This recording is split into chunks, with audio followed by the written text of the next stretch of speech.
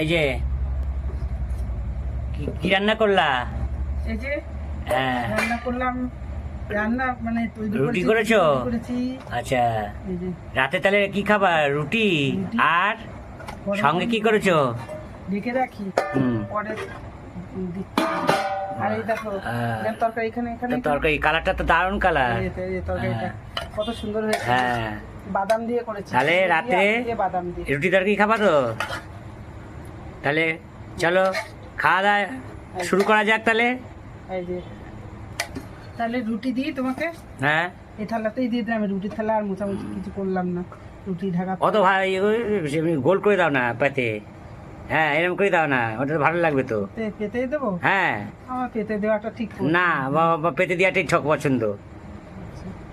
দিতে সুবিধা। কটা দেবো তোমাকে? দাও, 4-5টা দাও তাহলে হবে। হ্যাঁ। হ্যাঁ, আরে